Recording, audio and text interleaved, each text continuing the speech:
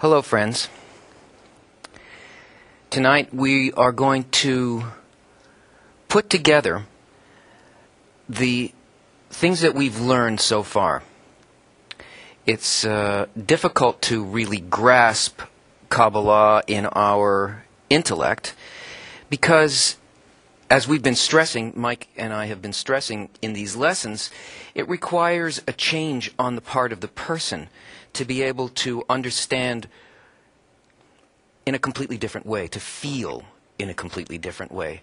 And that the tools of Kabbalah are not like the tools of other ways of thinking about spirituality. It's unlike any of those concepts. The tools in Kabbalah are completely inner. They have to do with a quality very different than the quality that governs the way that we generally think and feel.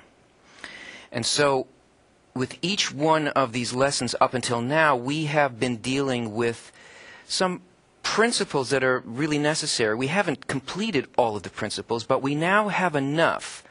We've covered enough things. There is enough question in you, confusion, and confusion is good in this situation, so that now when this next piece is put into the whole mixture, you can begin to see that there is a large system in which all of these concepts function together. Now, what we are going to look at tonight is something that you covered with Mike on the weekend, on Sunday. You looked at the four phases of direct light, and you looked at the creation of a creature. And in that was also the technical aspect of what the screen is. The screen, and you've heard us mention it many times in answers on the forum, this is the principal tool of spiritual ascent. When you add this into the picture of everything that we've spoken about up till now, we can begin to see perhaps what that is as a tool, where it exists in us, what to do with it, how to focus it. But in order to do that, let's look at what we have learned. Let's just do a quick review of the things that we've already covered. Now, some of you are joining us for the first time tonight, and as a result, there will be things that are not going to be clear to you. That's all right.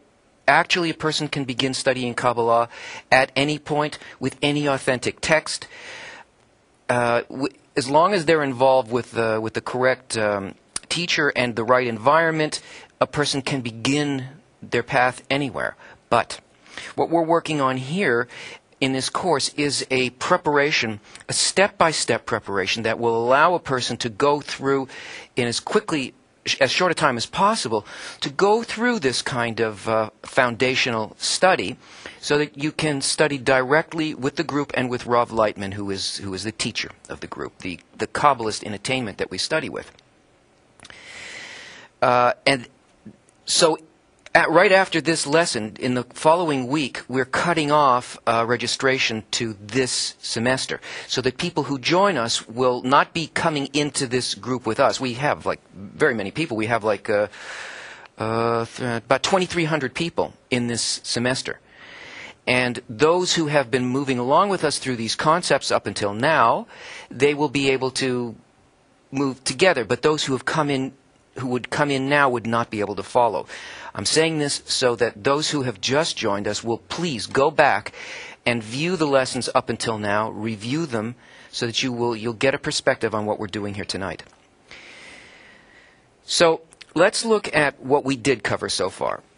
So far, we learned about the law of equivalence of form. We learned that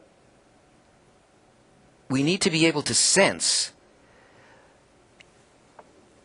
something beyond the things that block us, how things appear to us, and that movement in spirituality is not done as it is here in the physical world. movement in spirituality has to do with becoming like that place that we want to enter. We become like the law that we want to understand. In order to move, we have to bond with that next place. And that means that we have to change something in our inner quality that becomes like the quality, because spirituality is only qualities, that becomes like that quality of that thing that we want to feel, sense, or enter. And we learned that nature is one of the primary laws in nature is this law of equivalence of form, that we are constantly seeking at every level of existence. There is a seeking and a need to come into balance between an inner pressure and an outer pressure, that this homeostasis, which is a balancing of, let's say, the creature with the environment, is something that happens on every level of nature, physical nature and spiritual nature. And we learned that it is, even though it seems that it isn't so to the way that we normally perceive, the fact that this law exists and is placed into the system of nature actually enables us to change everything about us and to understand things far beyond what we do now, and to feel and act like the laws of nature themselves, that it is possible through this equivalence of form that the Creator reveals His godliness to His creatures in this world. Here's a quote from that part of the article that came from Matan Torah that deals with this. He says, Baal Salam says, "We observe that in every deed performed in the world, there adheres and remains in that deed the very mind which performed it, so that in the table we sense the mindful craft of the carpenter and his command of his craft, whether great or small. For at the time of his work, he evaluated it with his knowledge and intelligence, so that one who examines that deed and thinks about the mind concealed therein realizes it," meaning the table, "is from its inception bound up with the mind that made it. That is, they are in fact unified."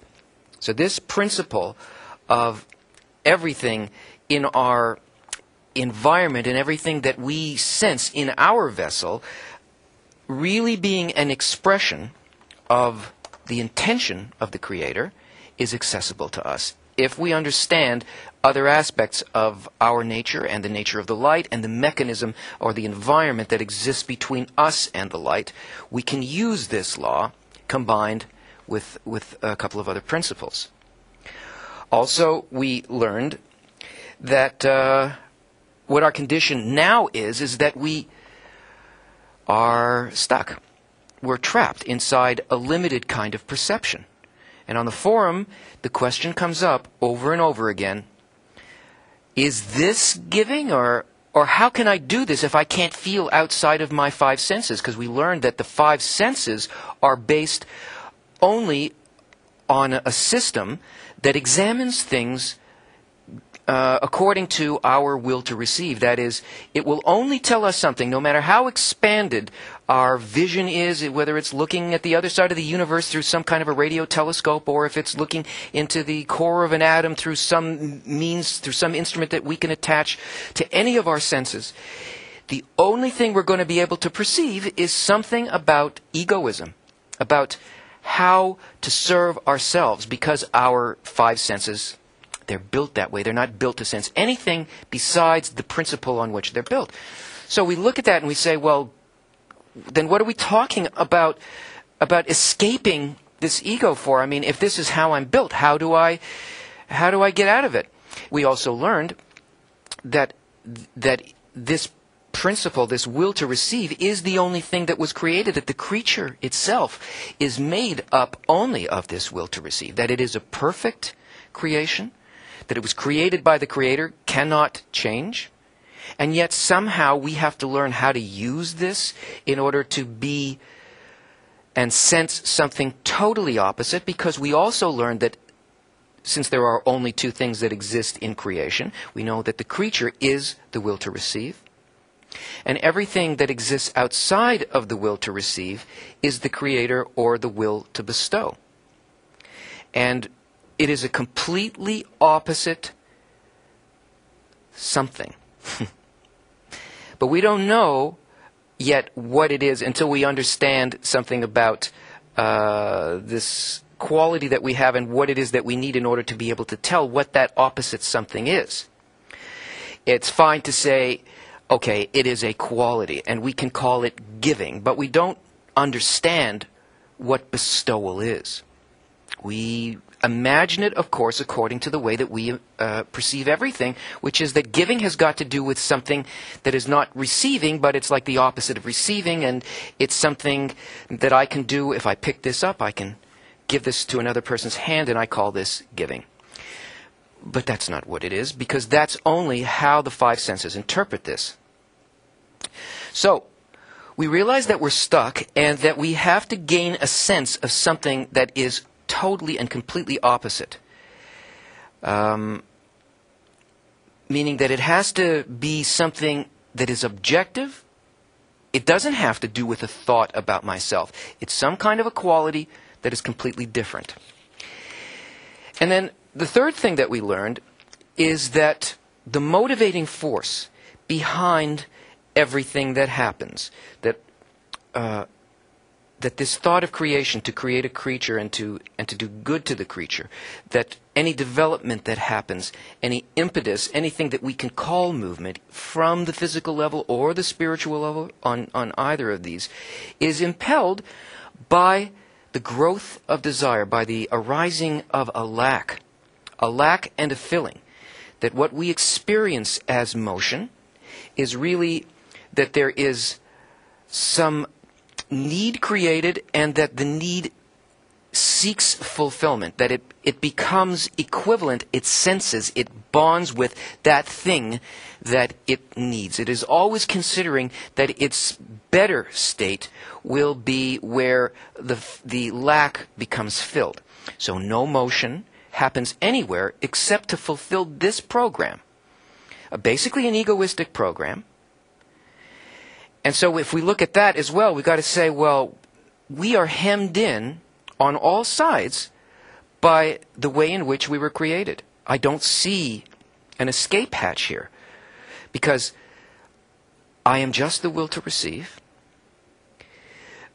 I only move according to my programming. There's nothing wrong with the will to receive because it was made by the Creator. And yet there is this force of development, this law of equivalence of form, that is saying that the fulfillment of life itself, which is for the creature actually to accept this light, this filling, this good that the Creator wants to give, which is called entering spirituality, can only happen by some kind of opposite nature.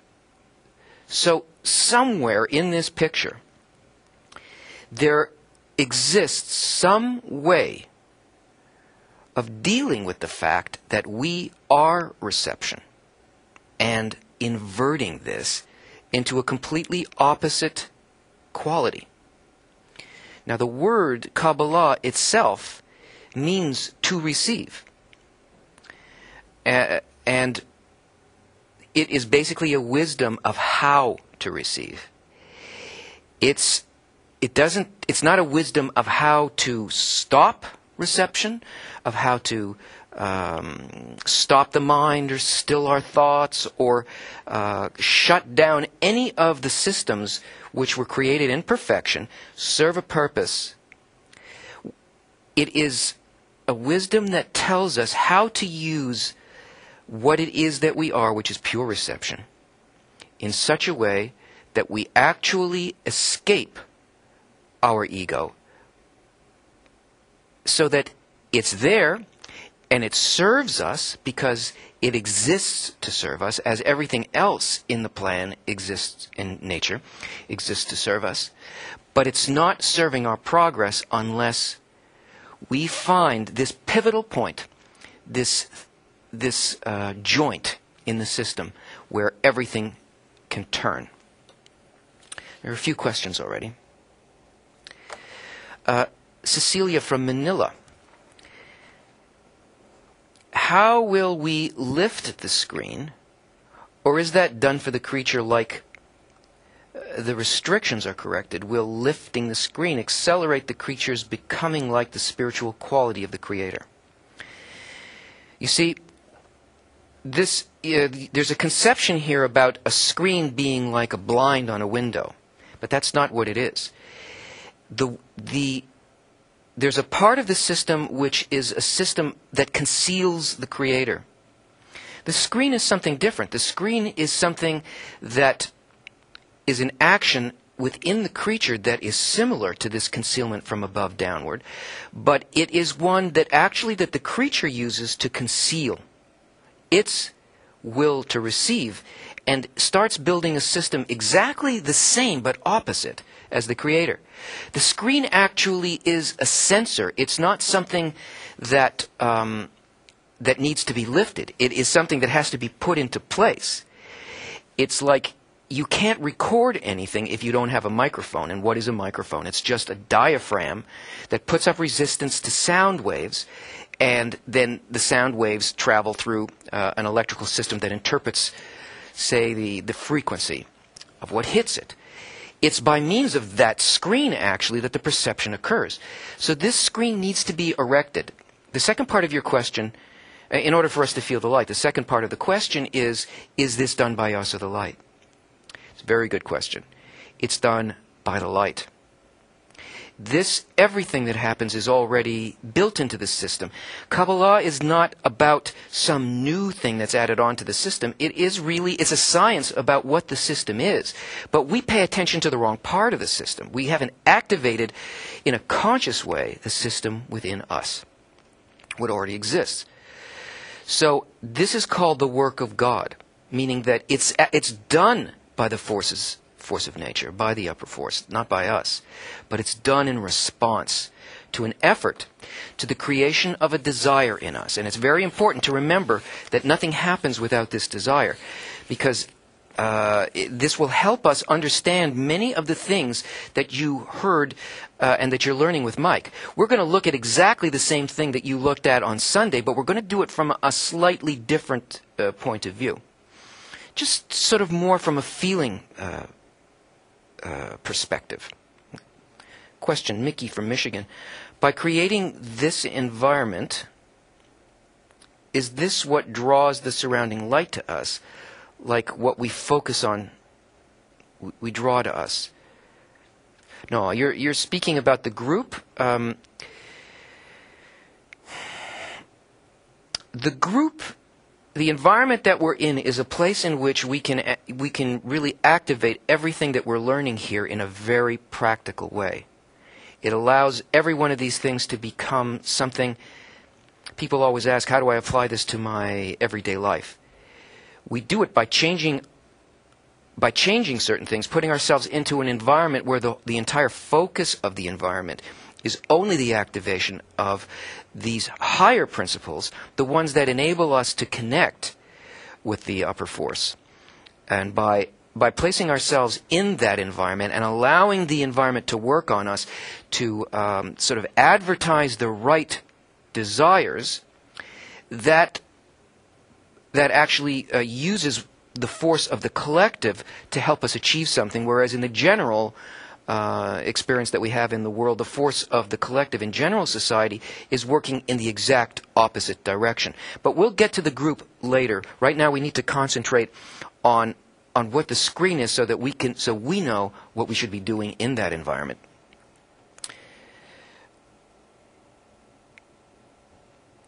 Devin from Georgia is asking, is it possible to completely understand Kabbalah without changing our entire lives? Devin, there's nothing to understand in Kabbalah. There's only things to do. If we're here in order to undergo a change of our inner qualities, along with it comes wisdom. That is, it becomes an attainment. Our very nature is like the nature of what guides and what creates and guides everything. So you can call that understanding, but really it's attainment. It becomes our very self. And the experiment and the attainment can't be done without this desire to change. And this desire itself is the point in the heart. It's that part in us that helps us find the correct place to begin learning and then expands. It's a small desire. It's a very small desire to make this kind of change. Obviously, if I wanted to go on a trip to some place in China, I would have to actually arrange for that trip. I would have to have my mail redirected someplace. I would cancel the newspaper. I would have to buy a ticket. I would lock up my house, leave the place where I am, make certain that I had arrangements for where I was going to stay when I arrived in China. And I would do all of these things, and every single aspect of my life, except probably my inner life, it would change. I mean, I'm talking on the physical level. It's no different in the upper environment. In order to enter there, we have to change. It is and reveals everything, so it requires a complete change. Mick from London, is the screen something we already have and are not sensitive to, or is it something we need to develop? It actually is something we don't have. It's the one thing that is not created yet. This intention within us happens through it's like our creation of something from nothing. The creation, the whole plan of creation, is intended to bring us to a point where we become like the Creator. Now, we already exist in a perfected state, but that's not a state that we really have anything to do with consciously. It's something that has to be attained consciously, or it's not unconditional. It has to be a choice on our part. So far, there's nothing that we choose. Everything is determined by a mechanism right now. We're basically puppets of the system. In order to become like the Creator, this requires a kind of effort against our nature, against it, not according to our created nature. And we are doing in this process, according to the tools that we're given, we are doing a creative act, in a sense, equivalent to the creation of a creature and filling it also with good. So, but we're stuck because we really don't know what to focus on, and we don't know what to use. So let's now take a look at the same thing that you looked at on the weekend with Mike and take it from there.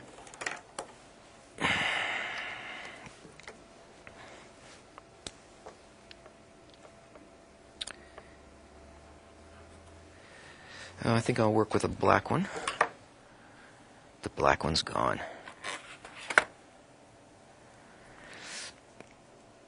This says black. It's just got the wrong cap on it. Yep.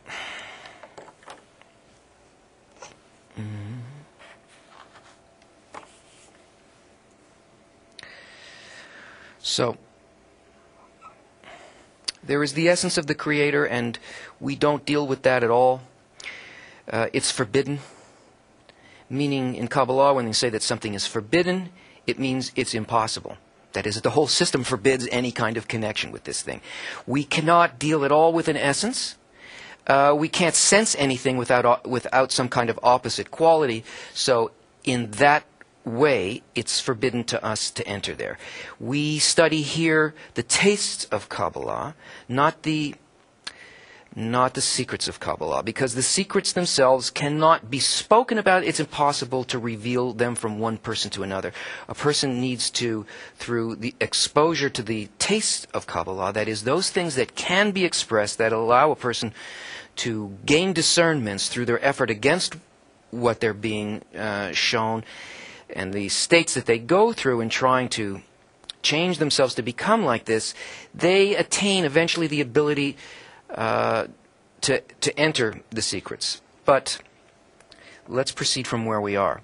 So we learned that the creature came into being through 5 phases of direct light.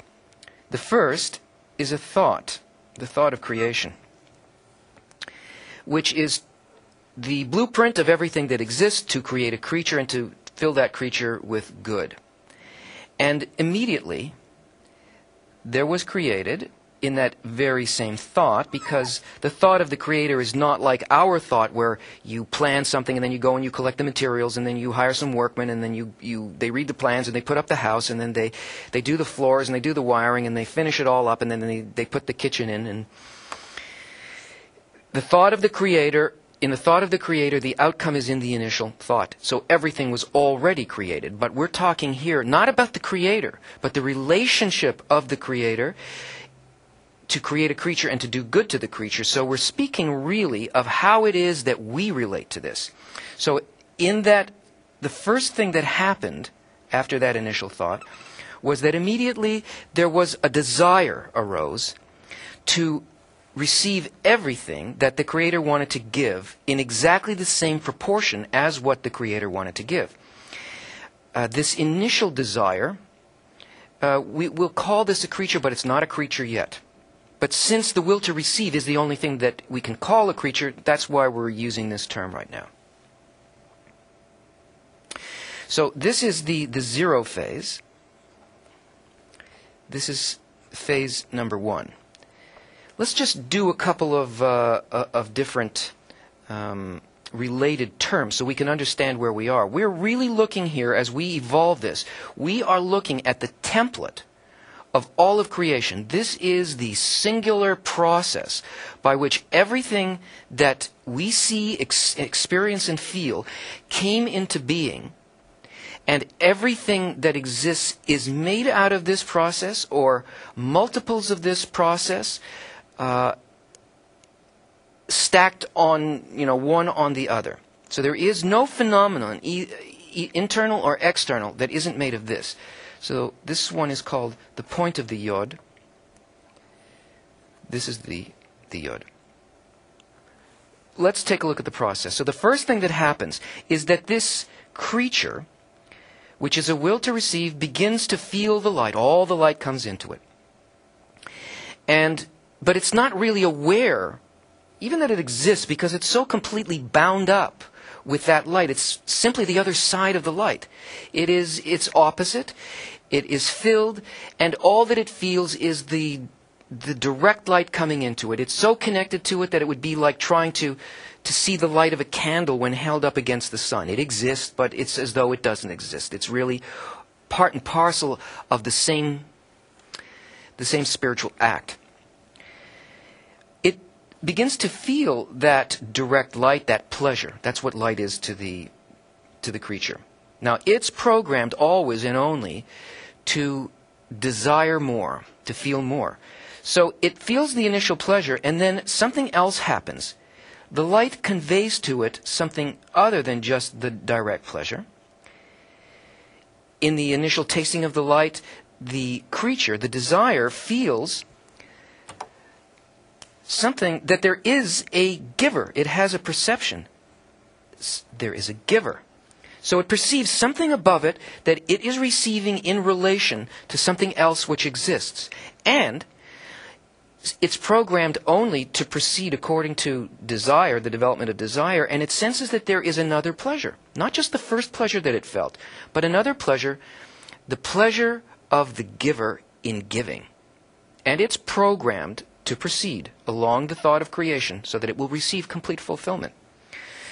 So it makes a move based on its programming.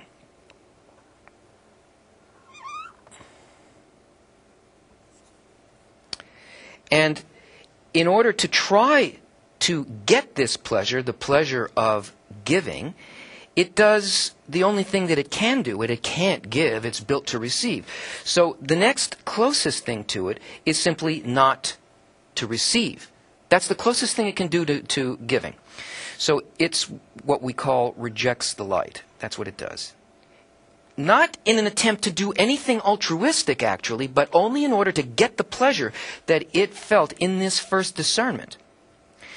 Now, after this act, in the midst of this act, it begins to feel another discernment in relation to the light. It senses something even higher about it.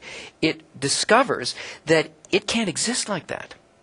It starts to learn something about its own nature, that if it doesn't receive, it's going to perish, so it must receive. Because there is a force that makes it receive. So now it's beginning to feel something about the light through sensing something about its own nature. And the only reason that it did it is that it was impelled by that force that moves everything, which is actually an egoistic programming to seek pleasure. It had a lack for pleasure, and it moved towards pleasure because the Creator created it to receive pleasure. So it's a mechanical act. And it discovers in this discernment that it must receive, but it hasn't lost its goal. It's still looking for pleasure. And the pleasure that it identified is the pleasure of giving. So it makes, this is called, hey, it makes another move or another discernment in its development. And realizing that it must receive, it begins to receive again. But it receives in a very different way, in a very special way. It realizes that it still has to do some action that is not receiving, and so that it can climb towards the pleasure of giving. So it receives a portion of the light, and it rejects a portion of the light. And by doing this, by receiving a portion of it and not receiving a portion of it, it gets another discernment about the quality of the Creator, an even higher one. Here, it begins to sense something right from the thought of creation itself. It realizes here that it was built to receive all of the light, that it is actually unnatural for it to receive only part of the light.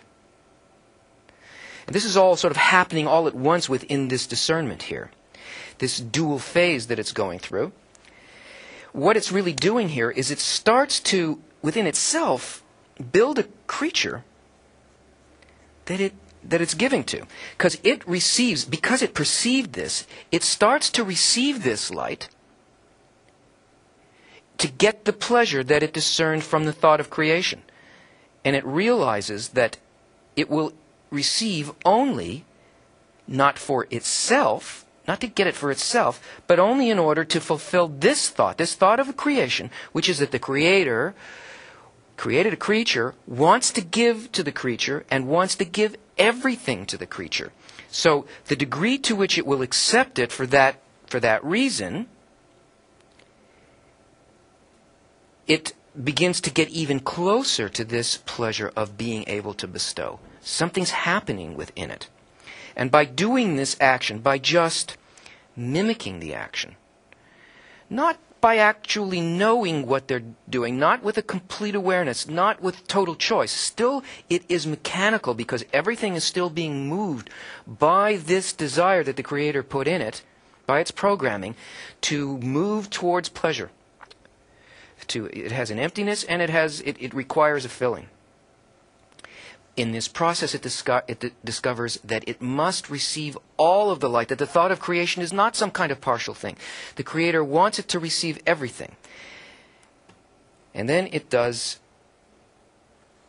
something extraordinary. It makes a decision on its own to change the very basis on which it's going to receive. It decides that it is no longer... What am I doing here? What did I miss? Yeah, that's right. I've put the wrong letters here.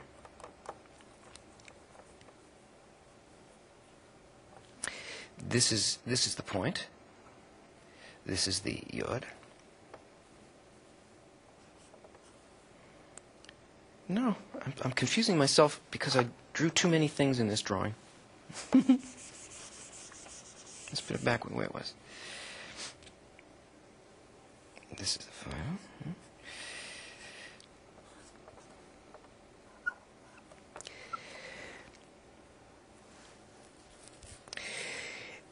It changes the basis on which it's going to receive, And it says it no longer wants to receive the doing part of creation, the direct pleasure. It really now wants to receive the thinking part of creation, that part above this will to receive. It starts to make an independent desire on the way in which it's going to receive. And the way that it defines that is not for myself. Something happens here, a restriction, called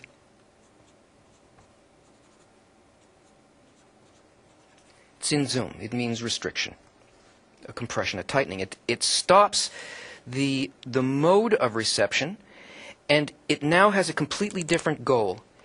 It wants to reach what it perceived here, what it discerned there, in the thought of creation, by reaching it on its terms. It now has the ability to do this. This is what we call the halfway point of creation, the turning point. This fourth phase here, as Mike showed you, this is the world, the endless world, the world of Ein Sof. And from here, all souls and worlds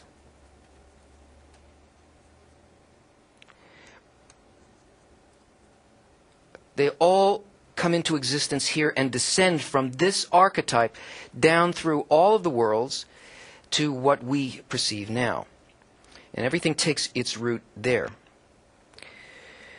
But we have a problem.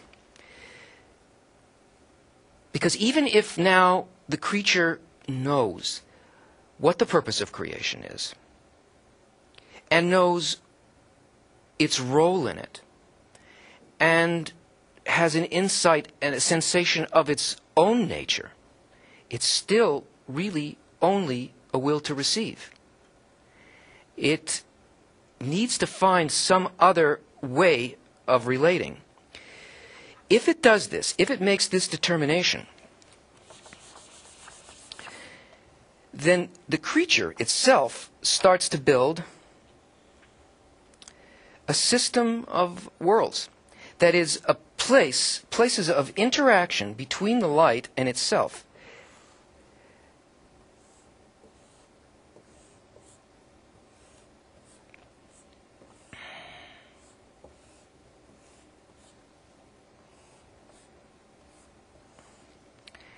And it begins to rise through these worlds through an action that is like this action.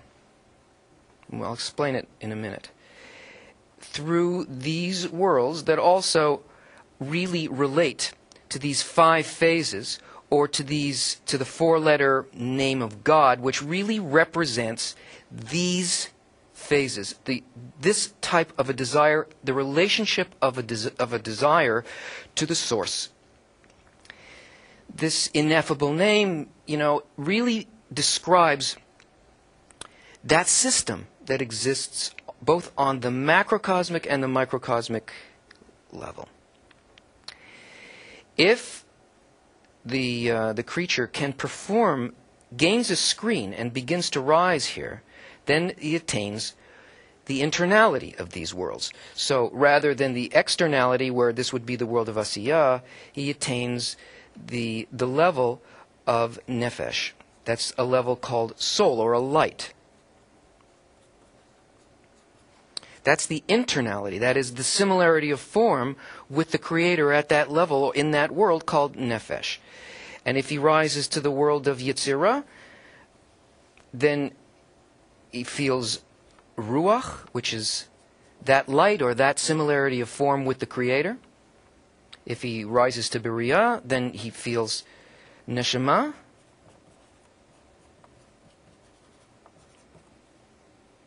To Azilut, then he will feel Chaya. And in the highest world, Adam Kadman, he feels the light, the soul, is called Yechida.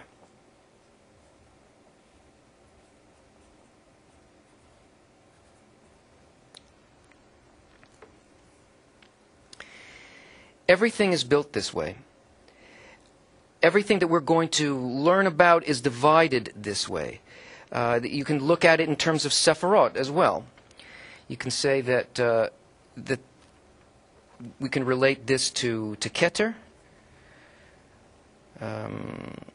This is Chochmah and Bina, Zeranpin, which is this interaction here, Chochmah, Bina, Zeranpin, which is actually 6 Sephirot, and Malchut here. Everything that we're learning is always divided up into 5. Questions? Let's take a look at some questions from our Spanish friends.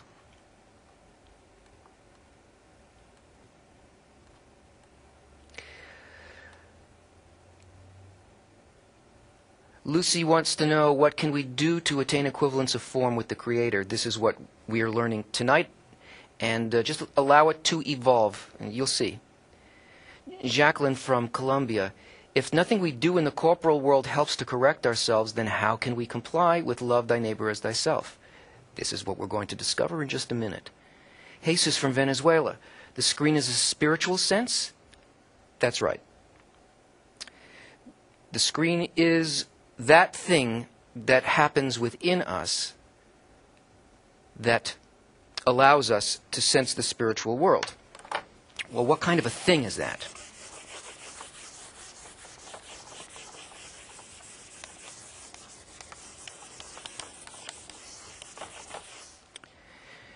Remember this drawing of us, the closed box with the 5 senses.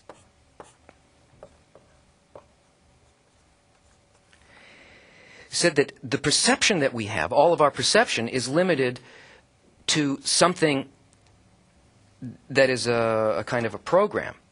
Now that program is not some kind of mechanism. It's not psyche. It's not some kind of machine inside of our head or our psychology. It's an intention. It's the why of something.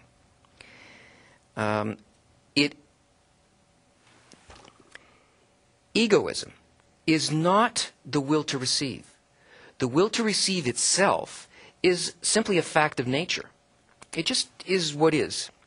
There's nothing wrong with it, right? This is how we were created. Egoism is the use of reception. If I receive and the only thing that I care about in this reception is to satisfy myself, the fact is I receive all the time. But if my intention is along the lines of only for my own well-being, then that's what's called egoism, not the fact that we receive.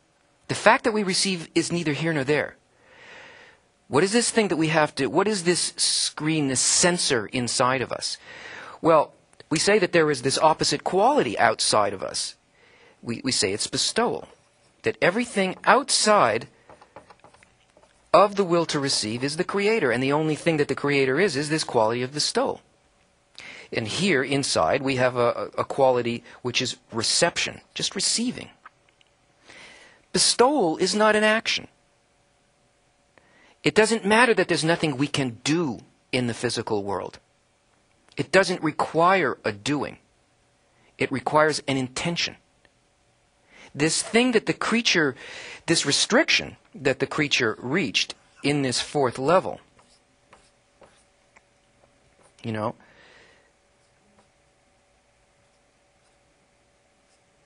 the one in which it receives everything into itself, that's an intention. This is an intention. It's not a physical action. We're not limited in any way by the fact that I can't do a physical act that's giving. A person can do an act that appears to be taking. But if the intention is something opposite, that it's done for a different reason, then it can change. All of these actions that we see in the world of giving, people who give great amounts of money and who organize all kinds of things to save people who are starving and so on. The act itself, good, sustain people's lives. Is it giving? Is it really helping in the overall system? Does it actually change anything? You can't tell. You can't tell from the outside. It's only the intention. And this is the thing, because this is where we live. We live in the realm of intentions. That's what a human is. It's qualities. It's not the physical. So this is no limitation for us.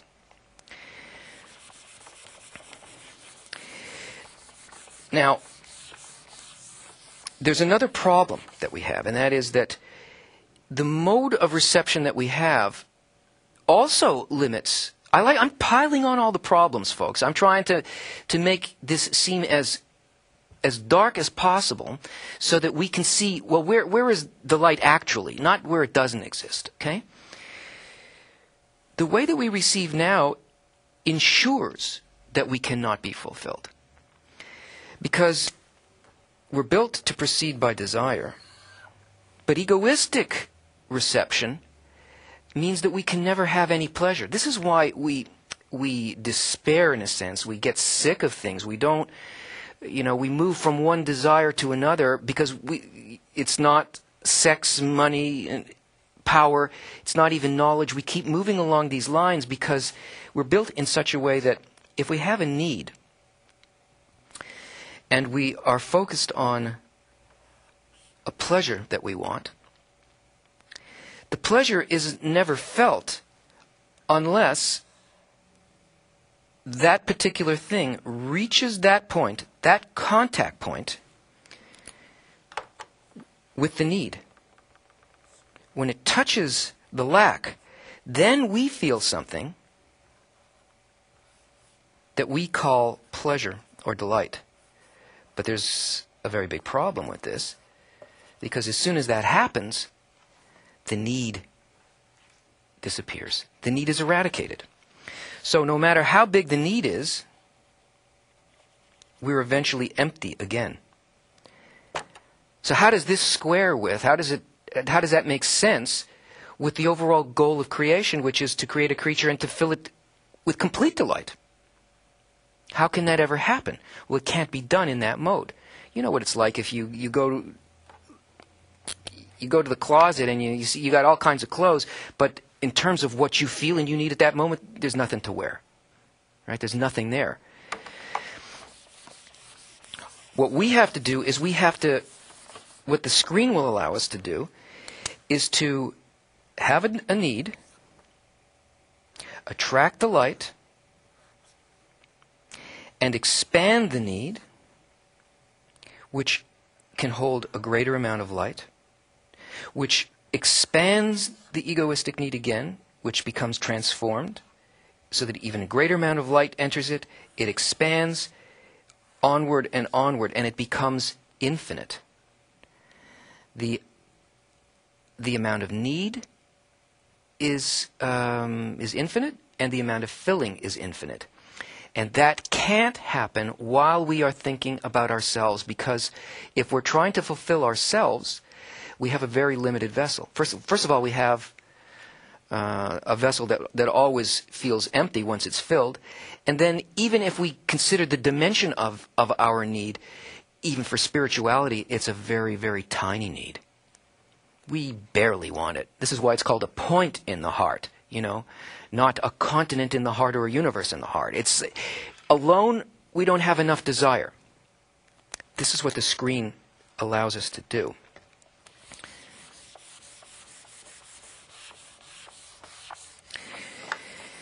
I think Mike also read you a parable by Bala Salam about the guest and the host.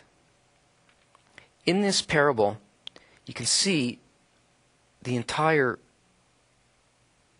basis on which it is possible, using equivalence of form, the fact of equivalence of form, the fact of desire, that that's what we are and nothing else, and that it's our only tool and that we must use it. Combined with this, that it is possible to reach equivalence of form with the Creator. Bala Salam tells this parable. There are two dear friends, and one friend decides that he wants to create a meal for his friend. Now, he knows his friend very, very well. He knows everything that he likes. He knows the kind of food that he likes. He knows what he likes to drink.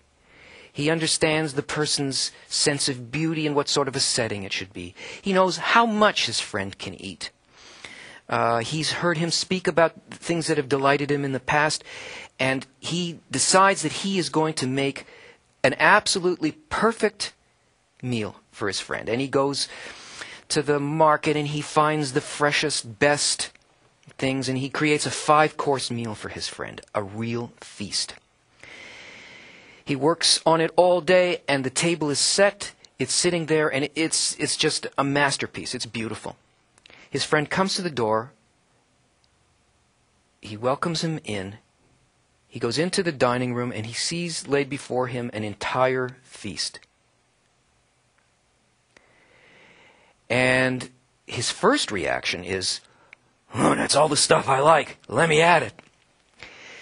But then he sees that this is not that kind of a situation. He realizes very quickly that he's not just there on his own. He sees his friend is giving everything to him, and he is there only to receive. And he's filled with shame. You know what it's like when you are in a situation where everybody is giving, somebody is giving everything to you, and you didn't even bring wine to the party. He does the only thing that he can do. He says, "No, I can't take it." He's overcome by shame. He cannot receive. You see, he's limited by the fact that he's a receiver. And then his friend says, "No, please take something. You know, I prepared all this." He says, I can't accept anything here." And his friend says, "You don't understand. I wanted to give all of this to you, and if you don't take it, then this meal will be spoiled for me." And his friend thinks, first he has to believe what the host is saying to him. But if he does believe him, then he can see that this situation is not what he thought. It's not in the hands of the host here. He's not only a receiver, that really the success of the meal is completely in his hands. If he accepts, he has nothing to do but accept, but if he does accept this meal from the host, and not just, okay, I'll eat it, but actually take pleasure in it, which is what the host, his friend, wanted him to do, then he's not accepting it for himself, is he? He is accepting this and enjoying this only in order to fulfill the desire of his friend to do good for him. Now, something very miraculous happens here. He's focused only on one thing, that is to do this in order to fulfill his friend. He doesn't have to think about anything. He doesn't have to try to figure out the whys and wherefores of anything. It's not an intellectual thing. The only thing that he needs to do is to make certain that he is fulfilling his friend by receiving from his friend. And in that giving back to his friend, he's giving back exactly the same thing that his friend is giving to him. And with exactly the same intention. Only to fulfill his friend. Only to fulfill his friend. That is precisely what the host felt in regards to the guest. In that intention, not in the action, but simply in the intention to receive for that reason alone, the guest and the host are bound up with a single thought, a single desire, a single intention. They are one in the same thing, and it doesn't matter that one is built to give and one is built to receive. This action of receiving in order to bestow is actually the highest attainment of the creature, because it overcomes all separation in creation. There was a shattering, there was a breaking so that we could go through this process. But the only thing we need to do to put this all back together from the smallest level to the greatest level is simply to receive. First of all, to see, to believe. To believe means to have a sense that what is being given for the reason of the thought of creation, only in order to fulfill the creature. What is there that could possibly fulfill the creature? Well, we know now through the process of elimination, through going through the progression of these four desires until we reach spirituality, not sex, not wealth, not power. This is not fulfilling me. Not even knowledge is fulfilling me. Through this progression of desire, what is it that will really fulfill the creature? Well, there is only one thing that we can receive. Only that thing which is opposite to us in creation, and that is the Creator Himself. The Creator is the quality of bestowal. And by simply receiving within us only in order to fulfill that thought, we partake, become like, enter bestowal itself. Questions?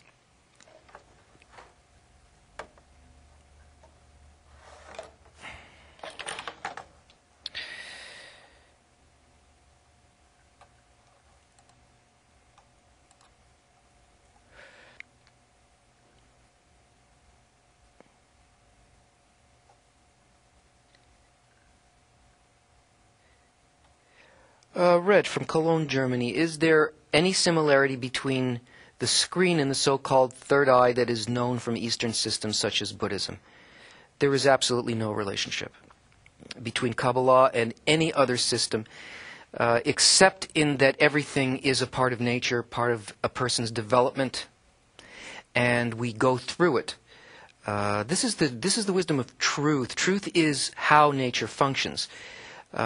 You can't really learn fully and progress by comparing to other systems. This is a totally inclusive system. So you have to learn the terms of Kabbalah. You have to deal with it according to its language. And it reaches to a place that the other systems don't, because the other systems don't have the same goal. Buddhism does not use everything that exists in nature. It doesn't correct nature. It tries to stop certain aspects of desire, get them to quiet down, so that we're in touch with spirituality, but spirituality only on the level of the inanimate in spirituality or of the vegetative in spirituality. Kabbalah enables a person to reach the speaking level. In spirituality, we have the same five steps, or we'll call them 4 steps, all right? Because there are 4, and then you go to another level. These are the worlds, or, they are the... Let's deal with it like that. Here, we have inanimate. In the physical world, that's rocks. Vegetative. Animate. And human, or speaking.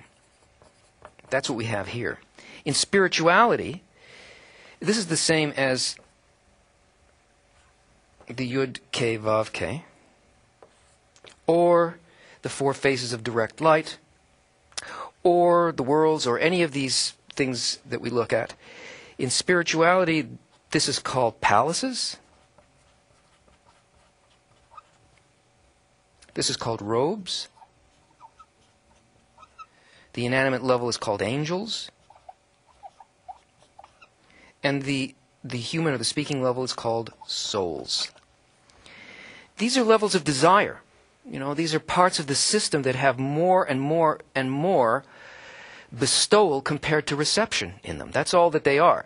So if you, by using the Eastern methods, allow a person to enter a very limited level of desire, which is called the inanimate level, either palaces or robes, but no higher. Then Kabbalah includes these. Okay.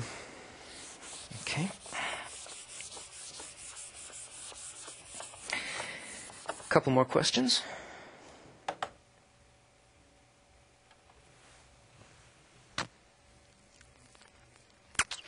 Lesvi from New Jersey. That small part in the heart has a special name. Nikudat. It's a point.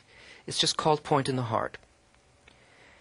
Or you could call it ner dakik, small candle. Just that minuscule, barest part of the spiritual world, part of the Creator, felt in us as a connection to that, and that has to develop within us. Jazz from Pennsylvania, why isn't this happening to everyone all at one time?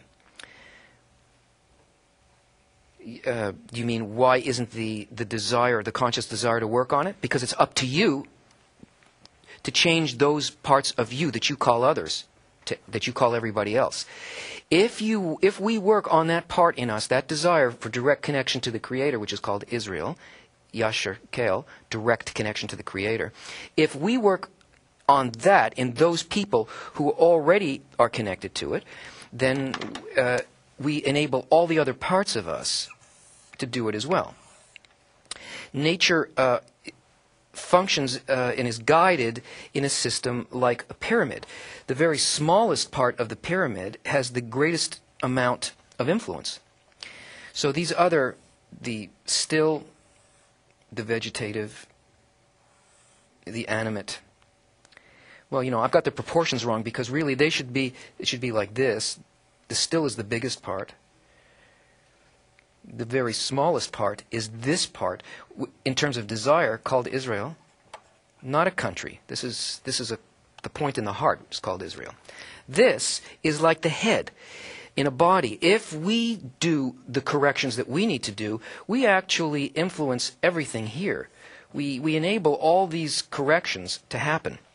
We're interconnected with what we call everybody else in the collective soul through a kind of a lattice. We're completely and totally interconnected with every other part. And any change that we undergo, any correction that you undergo here, in this part, allows what's jazz. In the jazz person here, if the correction happens here, the jazz part of all of these other parts of the collective, of the soul of Adam Arishon, also goes from a negative to a positive. They all turn positive on that aspect within them, because it's like a hologram. They're all completely interconnected. So any work that we do in correction against our nature by developing the screen and making these inner corrections in our inner qualities enable the whole to change. It is happening to everyone. But nothing in nature happens all at once. Otherwise, there'd be no fulfillment. Otherwise, we would be receiving, not giving. And the Creator wants us to reach an equivalence in giving. I think I just put a black mark on my head with this.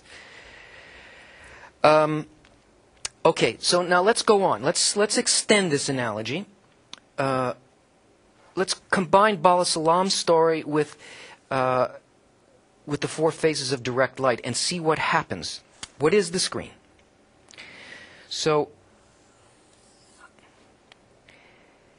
here's our desire, and our desire it's our stomach, okay? And it has a desire for the meal. 5 courses of the meal. Now, once the screen is established,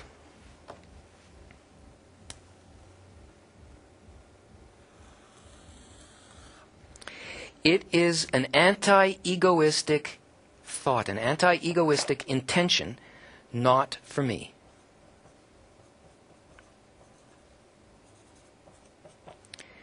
So, the light is constantly bearing down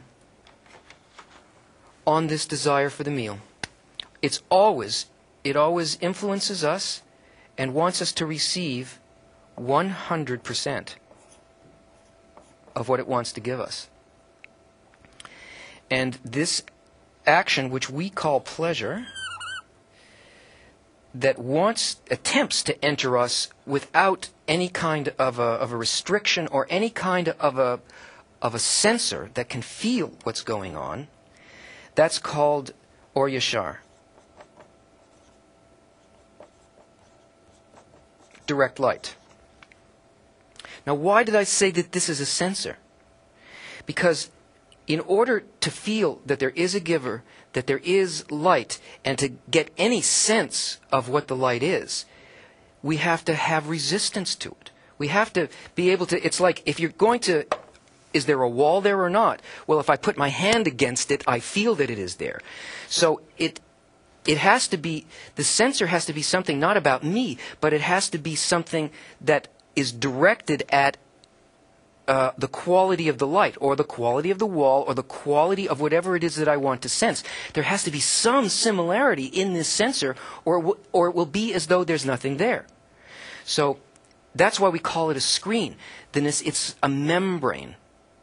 It's a resistance to a particular quality, not a resistance to sound waves, not a resistance to pressure. You know, not a resistance to physical photons or light waves, a resistance specifically to giving. And that's why it's called a screen. The screen means, oh, there's a resistance, a meeting point, specifically against the quality of giving. Not about the why of anything, nothing like that, just purely about the quality of giving. So this 100% is bearing down. And because we have this desire only to receive in order to bestow to the Creator, we will not receive this direct light on its terms. There has to be a decision that happens here based on a calculation. So in the first place, what happens is that the direct light, is first rejected, it bounces off, and it's called returning light, right? Or Hasidim, or the light of kindness. Why? Because there's a similarity here. It has the same attitude as the giver does, but we would never know this if we didn't have this intention ourselves that functions on the same frequency. So the process works like this. Let's say it's 100% bearing down on us, and this is it's the appetizer. Now, in the meal, and here's the hunger for the appetizer. The screen functions in the same way as that phase that works like this in the phases of direct light in the creation of the creature. It will receive, but it will receive only in order to fulfill the thought of the Creator. So it determines how much of this first course can I accept only in order to please the host, only in order to fulfill the thought of creation. And it discovers, I can accept part of it. So the screen opens and allows a certain portion into it based on this law, its sort of thought of creation, which is not for me, receiving in order to bestow to the Creator, and it says, I can enjoy the soup. Actually, I got to move this over so I got more room to do this.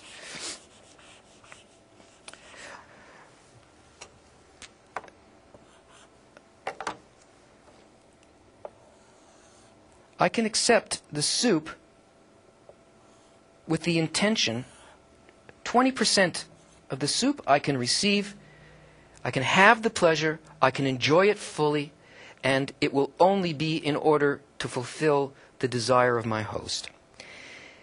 The remainder is reflected away. Where is it reflected to? It's reflected to levels that we begin to discern now in relation to this screen and the calculation that's made.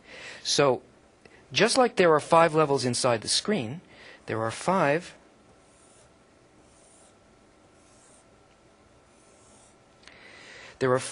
levels of thoughts of bestowal. The most powerful one being here, then less powerful, less full, less full, less full. So the greatest intensity of this thought is here, for the sake of this diagram. So 20% gets accepted, and 80% gets rejected or becomes returning light. Now, it's not that pleasure, that 80%, doesn't exist. It's just that it's not important according to the goal. According to the intention of not for me, this is what's felt. It's a greater sensation, a greater desire, and this is not important. It is not the act, it's the intention that is being measured here. Now, when it does this, when it can accept this 20% into a particular vessel, and we're calling this a parzuf, which means face. There are 5 parzufim in each world. Inside of the parzufim, there are 5 sephirot, and there are 5 worlds. So if you multiply each one of these, and they make all the steps, the 125 steps. So what happens is the first light, the first quality of soul, enters into the Kli from the direct light. It's not just that the pleasure is there, but the sensation. Remember in the story of the guest and the host, there is that equivalence that happens in the intention of how it's received according to why it was given. That's attainment. That's wisdom. That is exactly the same capability as that spiritual intent, that spiritual thought from the Creator is felt inside of the person, not as something that it knows as knowledge, but as attainment, understanding. And this is the level nefesh.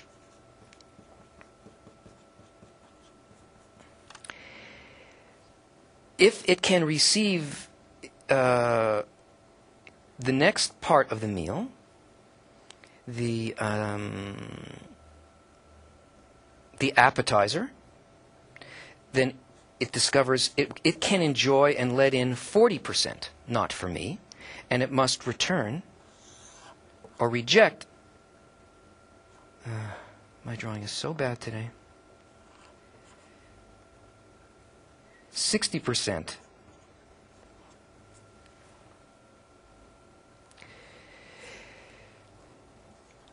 And if it can do that, it attains that quality, that wisdom, that capability called the level of soul or light called ruach. And this goes on, can receive 60% with this intention, reject 40%, is filled with neshama,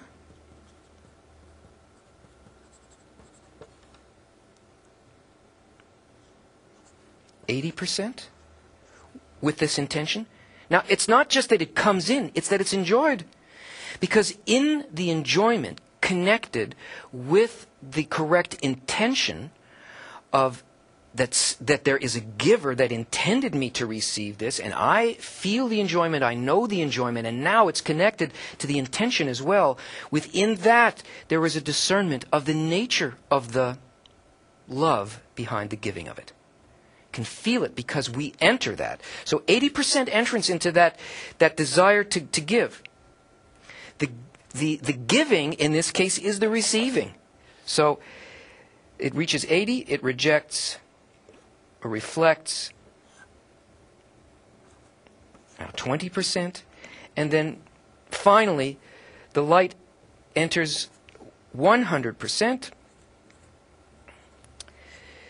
Nothing has to be rejected here, and rather than it being filled here, what actually happens is that the creature has built a second nature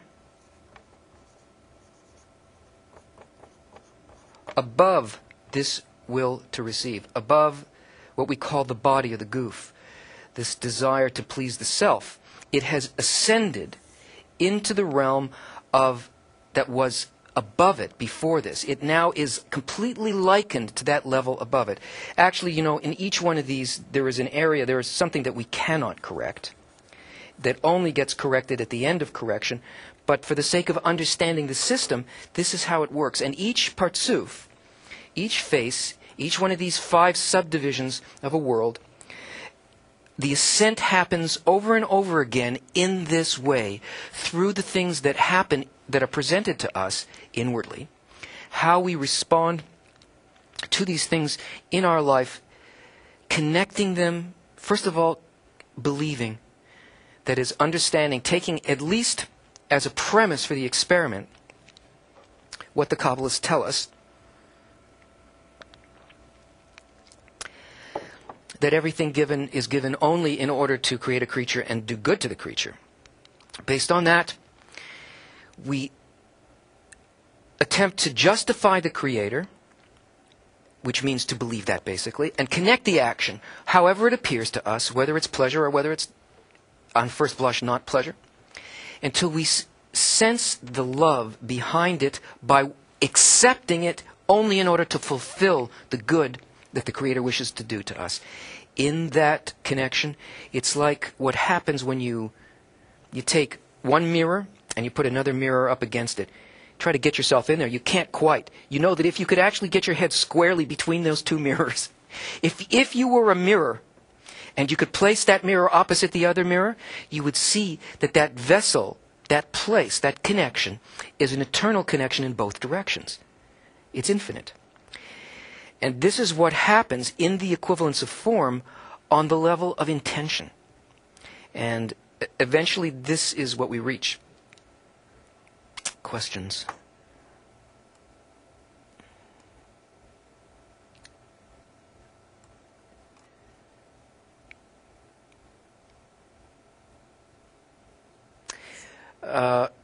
Garamat from Mexico. If we're already perfect, then Kabbalah is a process through which we expand our consciousness and clearly perceive reality.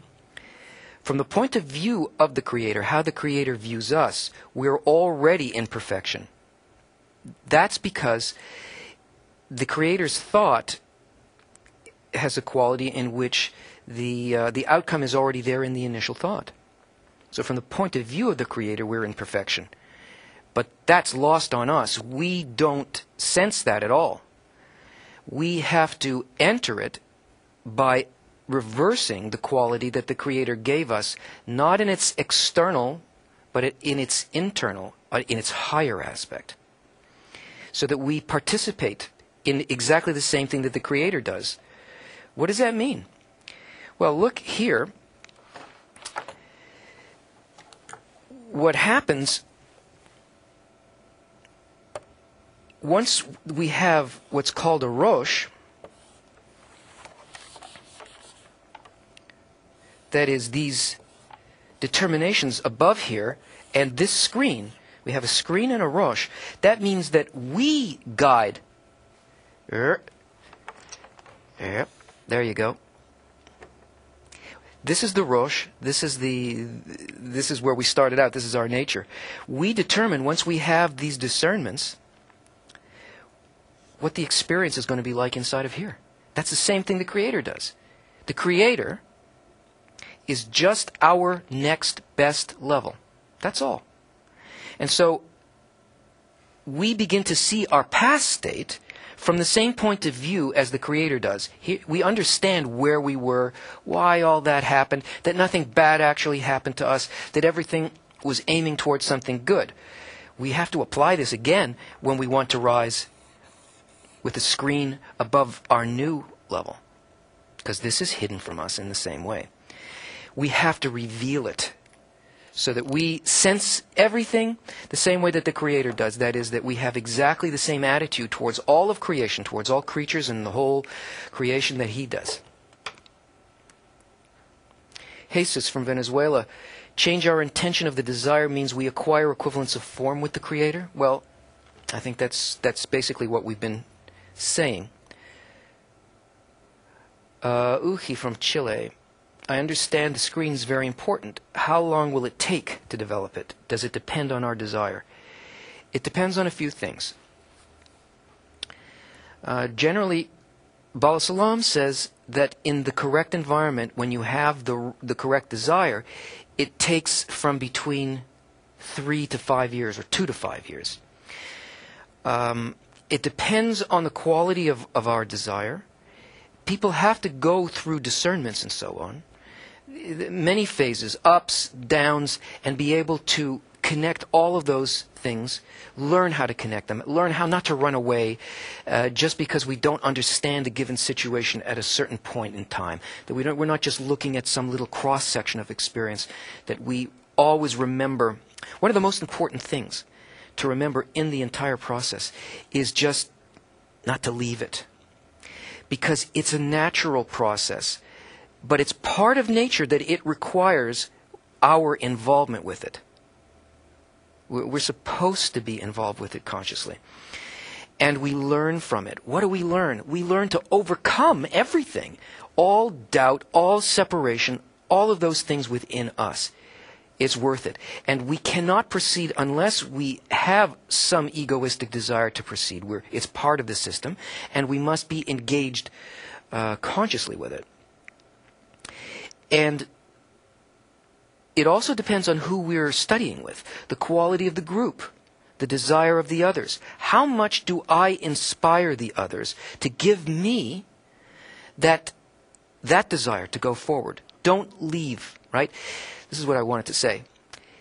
Everything evolves naturally anyway. It's going to take you past that as long as you maintain your connection. It doesn't matter. It doesn't matter if you're sick. It doesn't matter if you're confused. It doesn't matter if you've lost faith. Set up for yourself some kind of a system of connection. I will study an hour a day.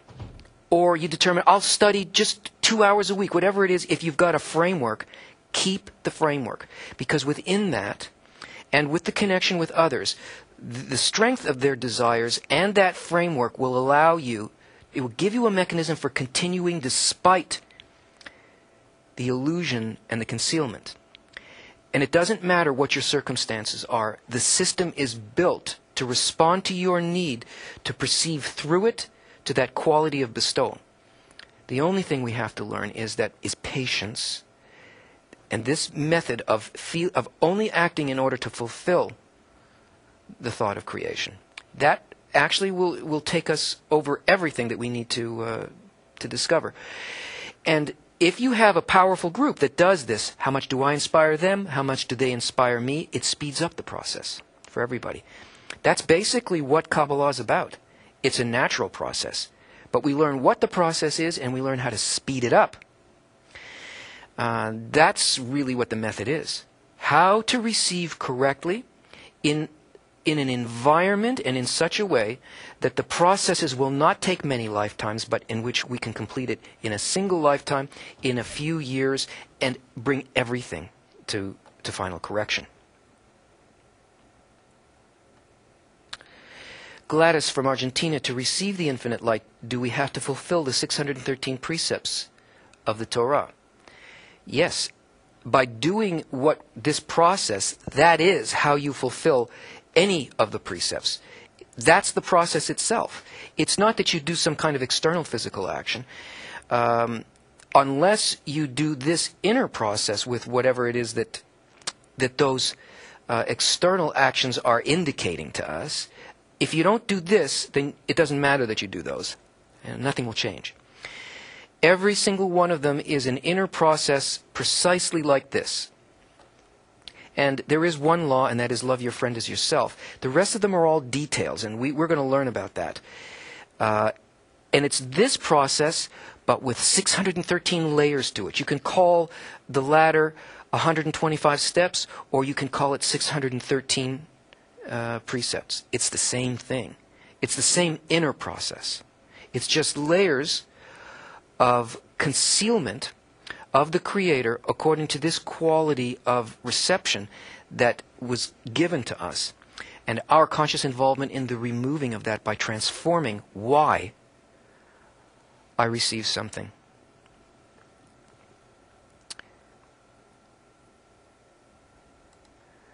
Nancy from Dominican Republic, is it possible to build a system with Kabbalah's teaching and overcome broken heart, pain, and other situations?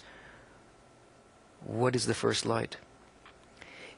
We come to Kabbalah because we realize that what we want does not exist. The fulfillment we desire is not like the fulfillments of this world. That the fulfillments of this world don't fulfill us.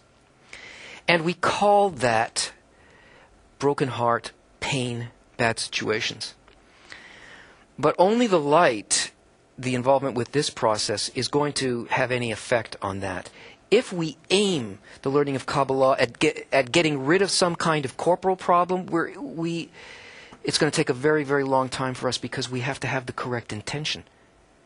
We may not really be aware of our intention, but we're not doing it to try to, to heal our leg, or to get a soulmate, or to make our business grow, or to solve our corporal problems. We're here to solve a problem, that's for sure, but it is a vast, all-encompassing problem, and we're here to do it for others, not for ourselves. We can't reach that quality of the Creator while we do everything only for ourselves. The advantage of working together with others in a group is that we begin to see immediately that the work we're doing is for others, that the attitude that is like the Creator appears in the relationship between people, because everyone's guest and host. We have to be thinking of the whole, make that our aim. We aim, yes, we can't do it right now, but we have to make that quality the aim of our work. And if we have that, then that attracts the surrounding light with all the study that we do. That's called Torah, not the book. The book has uses the same word, but Torah is really the correction that's done by the light on us as a result of our desire to overcome our nature.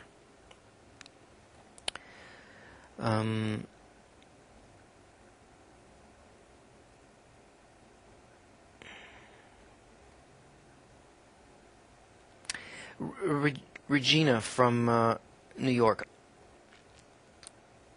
I'm an actress and I'm worried that if I learn to perceive a higher level of reality, I will no longer have the same attachment to my emotions that I have now, and will no longer be able to connect them to them when I act. Is this a danger, or is it just a fear?